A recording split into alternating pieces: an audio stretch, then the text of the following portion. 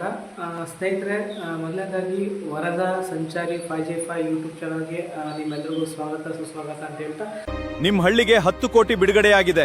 ನಿಮ್ಗೆ ರಸ್ತೆ ಬೇಕೋ, ಶಾಲೆ ಬೇಕೋ, ಆಟದ ಮೈದಾನ ಬೇಕೋ, ಕಾರ್ಖಾನೆ ಬೇಕೋ, ಏನ್ ಬೇಕು ಅಂತ ಎಲ್ಲ ಸೇರಿ ತೀರ್ಮಾನ ಮಾಡಿ ಅದರಂತೆ ನಾನು ಕೆಲಸ ಮಾಡ್ತೀನಿ. ಜನ ಏನು ಹೇಳ್ತಾರೆ ಆ ಒಂದು ಕೆಲಸನ ಕಾರ್ಮಿಕ ಅನ್ನುವಂತಹ ಒಬ್ಬ ವ್ಯಕ್ತಿ ಮಾಡಬೇಕು. ಉದಾಹರಣೆ, ಒಂದು ಗ್ರಾಮ ಪಂಚಾಯತಿ ಆಗಿರ್ಬೋದು. ಆ ಗ್ರಾಮ ಪಂಚಾಯತಿಗೆ ಒಬ್ಬ ಕ್ಯಾಂಡಿಡೇಟು ಅಂದರೆ ಜನನೇ ಸೆಲೆಕ್ಟ್ ಮಾಡಿ ಅವ್ರನ್ನ ತಂದು ನಿಲ್ಲಿಸಿ ಗೆಲ್ಲಿಸಿರ್ತಾರೆ. ಅದ್ರ ಜೊತೆಗೆ ಗೆಲ್ಸೋದೊಂದೇ ಅಲ್ಲ, ಅವನ್ನ ಅಧಿಕಾರದಿಂದ ತೆಗೆಯುವಂತಹ ಒಂದು ಅಧಿಕಾರ ಜನಗಳ ಕೈಯಲ್ಲಿ ಕೂಡ ಇರುತ್ತೆ. ಇದು ಪ್ಲಸ್ ಪಾಯಿಂಟು. ಮತ್ತು ಈ ಒಂದು ರಾಜಕೀಯದ ಮುಖ್ಯ ಉದ್ದೇಶ ಏನಂತಂದರೆ ಜನಗಳಿಗೆ ಅನುಕೂಲ. ಅಂದರೆ ಈಗ ಒಂದು ಗ್ರಾಮ ಆಗಿರ್ಬೋದು, ಒಂದು ಗ್ರಾಮದಲ್ಲಿ ನೀರಿನ ಸಮಸ್ಯೆ ಆಗಿರ್ಬೋದು, ಅಥವಾ ಒಂದು ಚರಂಡಿ ಸಮಸ್ಯೆ ಆಗಿರ್ಬೋದು, ಅಥವಾ ಒಂದು ಶೌಚಾಲಯದ ಒಂದು ವ್ಯವಸ್ಥೆ ಆಗಿರ್ಬೋದು, ಮತ್ತು ಆರೋಗ್ಯ ಕೇಂದ್ರ ಅದರದ್ದು ಕೂಡ ಸಮಸ್ಯೆ ಆಗಿರ್ಬೋದು. ಮತ್ತು ಮುಖ್ಯವಾಗಿ ಹೇಳ್ಬೇಕು ಅಂತಂದರೆ, ಸುಮಾರು ಹಳ್ಳಿಗಳಲ್ಲಿ ಎಷ್ಟು ಜನಕ್ಕೆ ಮನೆ ಇಲ್ಲ. ಅಂದರೆ ಗ್ರಾಮ ಪಂಚಾಯತಿ ಕಡೆಯಿಂದ ಅಂದರೆ ಸಹಾಯಧನ ಕೊಡುವಂಥದ್ದು ಎಷ್ಟೋ ಕಡೆ ಕೊಡ್ತಾ ಇಲ್ಲ. ಅದನ್ನು ಯಾರೋ ಒಬ್ಬರು ಬಿಲ್ ಮಾಡ್ಕೊತಾರೆ, ಅದನ್ನು ಯಾರೋ ಒಬ್ಬರು ತಗೊತಾರೆ. ಇದೇ ರೀತಿ ಭ್ರಷ್ಟಾಚಾರ ತುಂಬಿ ತುಳುಕ್ತಾ ಇದೆ. ಈ ಒಂದು ಭ್ರಷ್ಟಾಚಾರ ಮುಕ್ತವಾಗಿ ಕ್ಲೋಸ್ ಮಾಡಬೇಕು ಅಂತಂದರೆ ನಮ್ಮ ರಾಜಕೀಯ ಪಕ್ಷ ಬರಬೇಕು.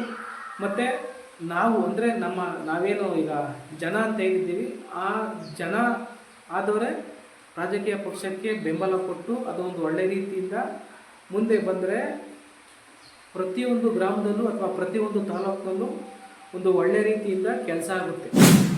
ನಿಮ್ಮೆಲ್ಲರ ಒಂದು ಸಹಕಾರದಿಂದ ರಾಜಕೀಯ ಪಕ್ಷ ಮುಂದೆ ಬಂದರೆ ನಿಜವಾಗ್ಲೂ ಭ್ರಷ್ಟಾಚಾರ ಅನ್ನೋದು ಕಮ್ಮಿ ಮಾಡಬಹುದು, ಅಥವಾ ಕಮ್ಮಿ ಆದೇ ಆಗುತ್ತೆ. ಯಾಕಂತಂದರೆ ಅಲ್ಲಿನ ರೂಲ್ಸ್ ಆ ಥರ ಇದೆ. ಯಾಕಂದರೆ ಈ ಒಂದು ಪಕ್ಷದಲ್ಲಿ ಲಕ್ಷ ಅಥವಾ ಕೋಟಿ ಸುರಿದ್ಬಿಟ್ಟು ಪ್ರಚಾರ ಇರೋದಿಲ್ಲ. ಯಾಕಂದರೆ ಜನಗಳೇ ಸೇರಿ ಜನಗಳೇ ಮಾಡ್ತಾ ಇರೋದಿಲ್ಲ. ಈಗ ಒಂದು ಎಲೆಕ್ಷನ್ ಆಗಬೇಕು ಅಂತಂದರೆ ಸುಮಾರು ಕೋಟಿಗಟ್ಟಲೆ ಖರ್ಚು ಮಾಡ್ತಾರೆ. ಖರ್ಚು ಮಾಡಾದ್ಮೇಲೆ ಆ ದುಡ್ಡು ಎತ್ತಲೇಬೇಕಲ್ಲ.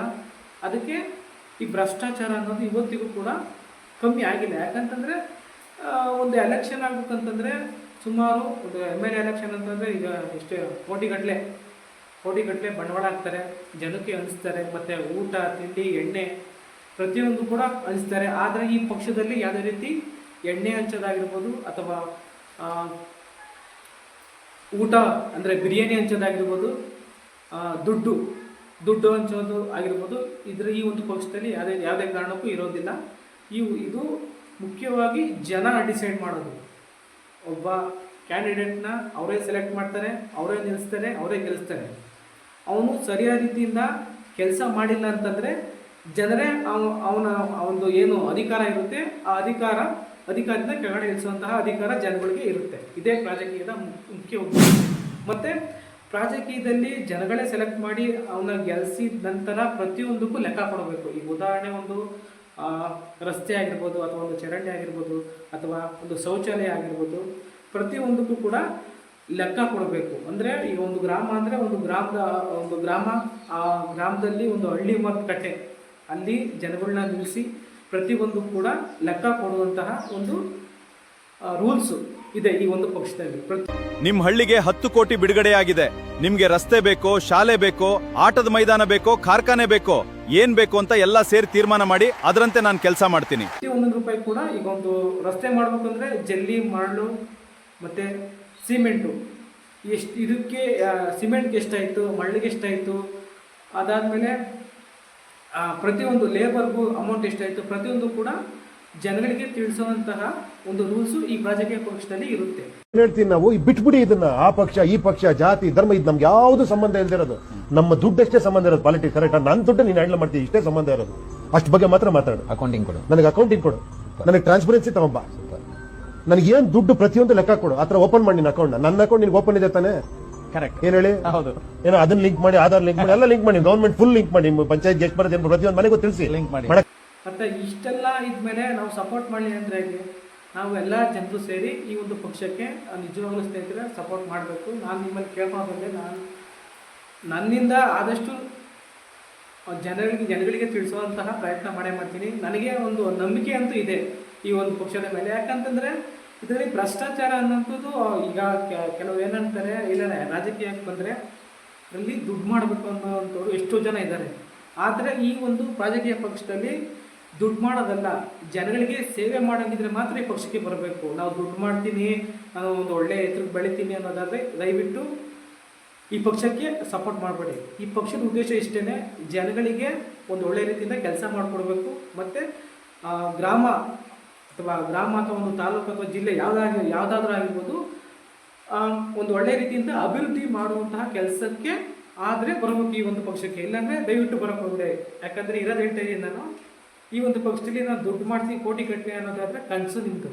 ಯಾವುದೇ ಕಾರಣಕ್ಕೂ ಈ ಪಕ್ಷಕ್ಕೆ ಅಂಥವ್ರಿಗೆ ಜಾಗ ಇಲ್ಲ. ಯಾಕಂದರೆ ಇಲ್ಲಿ ಜನ ಡಿಸೈಡ್ ಮಾಡೋದ್ರಿಂದ, ಜನ ಸೆಲೆಕ್ಟ್ ಮಾಡೋದ್ರಿಂದ ಯಾವುದೇ ರೀತಿ ಮೋಸ ಮಾಡೋಕ್ಕೆ ಚಾನ್ಸಸ್ಸೇ ಇಲ್ಲ.